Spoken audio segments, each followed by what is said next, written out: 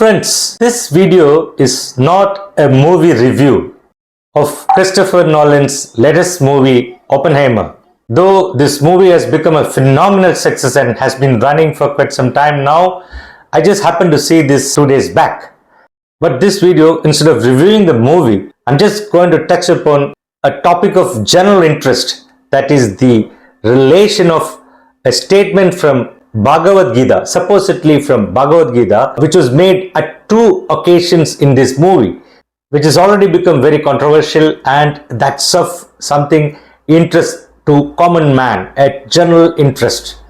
Once I saw this movie, I loved this movie. It was a great movie, especially if you have some background. I had, of course, had some fascination for physics as a subject, and with some interest in various topics of physics like astrophysics and quantum physics and theoretical physics, things like that. If you have some exposure, this is the right movie, especially if you have some keen interest on the development and the implications of atom bomb, hydrogen bomb, things like that, the atomic chain reaction. I'm sure most of you in your school days must have had some exposure. And also you can see some famous scientists like Albert Einstein, Niels Bohr, Heisenberg, persons like that, in this movie. Atomic explosion, the creation, the testing, the famous Trinity testing, spectacular view of testing of atom bomb. It is a great experience in itself. As you must be knowing, Robert Oppenheimer is known as the father of atomic bomb for his role in creating the first nuclear weapon in the World War II. The theoretical physicist was made as the director of Manhattan Project and the secret Los Alamos laboratory, which created those atomic bombs that killed more than 2 lakhs people in Hiroshima and Nagasaki in Japan during the World War II.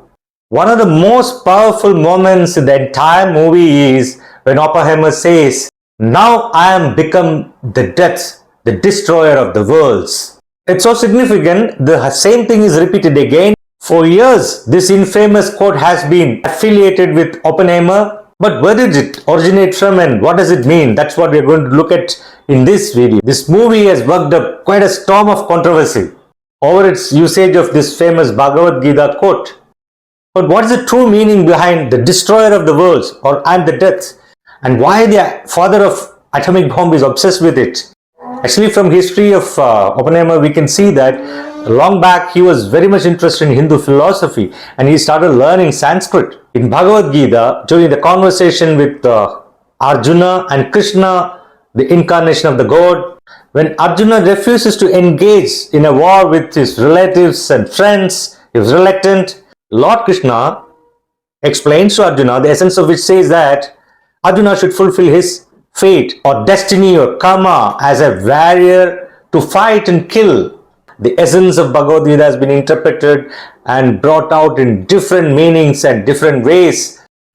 In essence, there is a concept of keeping one's faith in the divine. So if you go into details, you can understand that there is nothing like the meaning what has been conveyed here about "I am the death" or "I am the destroyer of the world." It's entirely different. Rather, the quote in Bhagavad Gita is about a mortal man letting it go and accepting one's fate as something controlled by something superpower or something divine controlling your karma, your fate, your destiny. In Oppenheimer's translation, he uses the word death, but the original passage can be better translated as world-destroying time. Actually, Krishna tells Arjuna everything is controlled by divine, regardless of Arjuna's own actions. Interestingly, Oppenheimer himself could not just let it go and associate his actions with the divine or something controlled by the divine. He did not actually perceive, finally, the act of creating atom bomb was something fateful, something by fate, but instead associated his creation with a soul-crushing sense of guilt and grief. Following the Trinity testing of atomic bomb and the success of the testing, Oppenheimer was initially overjoyed with the success, but quickly transformed into an overbearing sense of guilt when he realized the true gravity of the actions. Krishna actually urges Arjuna to see past the triviality of the current dilemma and understand that his soul is eternal, forever, while the actions or the events on that particular day or a particular moment is insignificant when it compared with the overall journey. And when Arjuna sees Krishna in his real form, he is awestruck in terror and he realizes the terrifying nature of the divine and realizes how short and pitiful the humanity is all about compared to the infinity, the mighty superpower. Whatever we do is something so insignificant, trivial, transient. So later on it is shown in the movie, and as we know about Oppenheimer, he was dead against supporting hydrogen bomb, which is far more devastating than atomic bomb, and he wanted a lot of constraint, a lot of talk to happen and constraint put on usage of atomic bombs, and he was not supporting the further research for enhancing the atomic energy power or the hydrogen bombs and things like that, and he got into a lot of trouble in his life. Actually, the Krishna Arjuna talk, the dialogue, covers a broad range of spiritual theories and ideologies, touching upon moral and ethical dilemmas and philosophical issues. But one can see that the comment mentioned in this movie and the death, the destroyer of the world, it's not exactly what is there in Bhagavad Gita, although it is claimed in this movie. It's definitely a sort of a misquote. Gita actually says, Asmi lokasya prabhavo mahad brahma samastata. Translates that I am the universe, the great Brahman. This misquote from Bhagavad Gita has become very famous or infamous because it's often made to describe destructive power of nuclear weapons. However, it is very important to remember that the original line from the Bhagavad Gita does not really refer to destruction. It refers to the source of the universe, which is both creative and destructive. If you go through Bhagavad Gita, some people may feel karma as the essence of Bhagavad Gita, karma or duty. Another very important concept of Bhagavad Gita is whatever is happening is for the good. What has happened is also for good. What is going to happen will happen for good.